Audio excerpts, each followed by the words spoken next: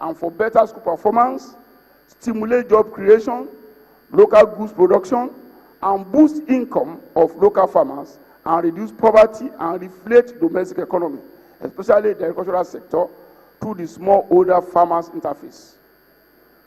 Initially, a total of 155,318 pupils in grades 1 to 3 were served with meals in 1,378 elementary schools across the state.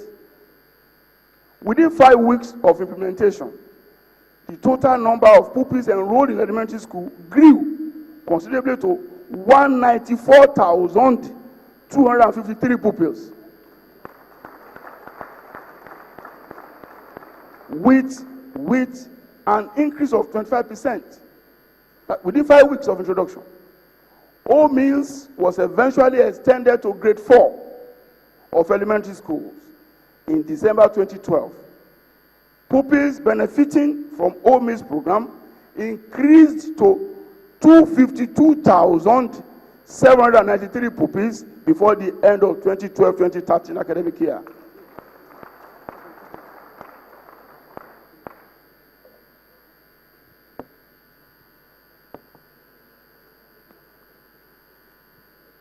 We feed these kids with 15 naira a day. I must make that clarification clear. The cost of the meal is 15 naira a day. You can make the multiplication yourself. But about 12.7 million is spent daily, school days, on feeding pupils across the state. Under this program, nutritious meals are served pupils on school days, Monday to Friday, every day, every school day. These contain foods like yam, rice, beans, bread, cocoyam, protein like beef, egg, chicken, fish, and fruits, and vegetables like banana, pawpaw, orange. Cocoyam, that is pink spicy, was introduced into the food menu and approved for feeding pupils because of its higher nutritional value over yam. Smallholder farmers currently earn more income through the production and sale of cocoyam. A total of 3,007 women food vendors were recruited in 2012. Food vendors formed 124 cooperative investment and credit societies so as to benefit fully from bulk procurement and other allied services.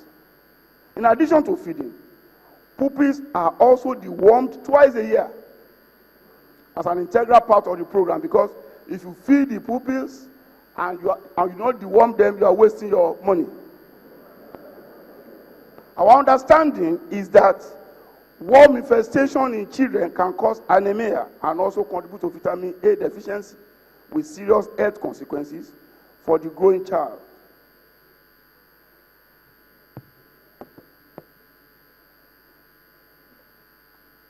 All meals undoubtedly has increased prosperity of smallholder farmers, empowerment of over 3,000 women in one fell swoop, and you need to see these women when they see us.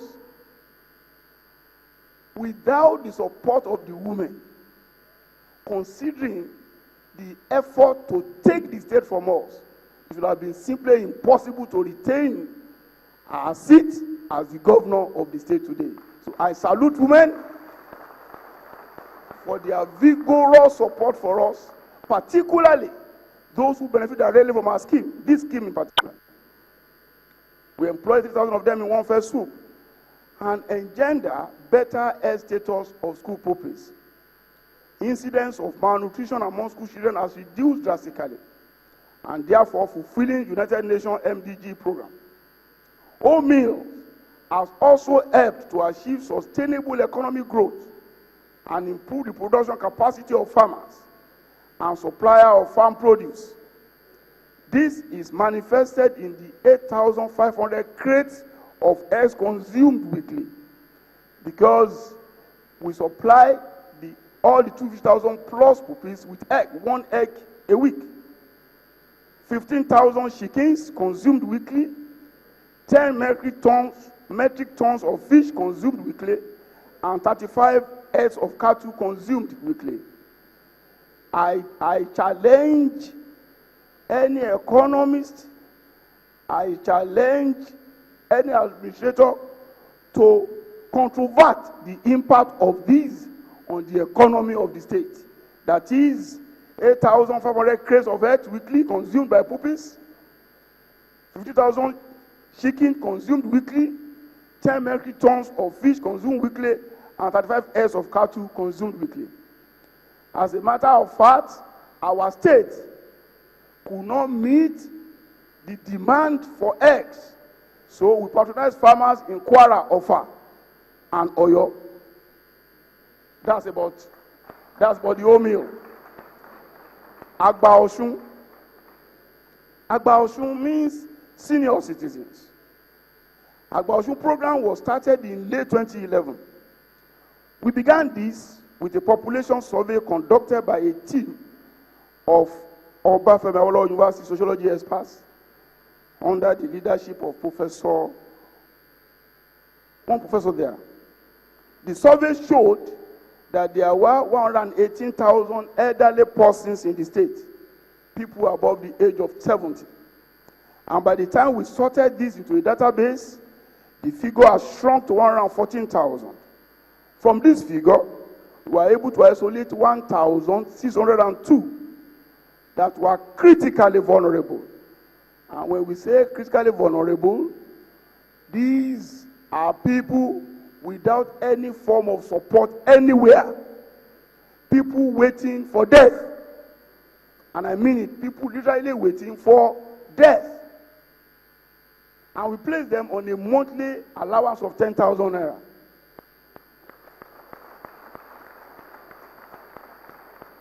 However, all elderly citizens, 114,000 of them, were given free home-based Medicare. And those in need of surgery, eyeglasses, and other forms of medication were treated for free. This is not all. We put 2 whole years caregivers in each local government in the state to look after them regularly and update the government on their condition, and to call an ambulance for those in need of emergency care. Of course, we have an emergency ambulance service based in each local government, serving both the elderly and other people in emergency. But before I even go to this, people cynics want to ask me, Aregbesola, you have mentioned all of these, but your workers are complaining of non-payment of their salary. It's true, and it pains me greatly, but that is the greatest confirmation of the incompetence of President Goodluck Ebele Jonathan administration. Is the greatest indictment of that administration. Why am I saying this? It's simple, very, very simple. When I assumed office on November 27, 2010, I met a state with an income of 2.1 billion naira and a wage bill of 1.1 billion naira for workers. And I must pause quickly to tell you that outside Lagos, Osun is next in this obtuse size of civil servants and pensioners. Osun is next. But I move on. But it's critical, you must know this. By 2012, January, when subsidies were withdrawn from petroleum products, my wage bill jumped from 1.1 to 3.6 billion. To 3.6 billion. Yes, you could say by then my revenue had grown to 4.6.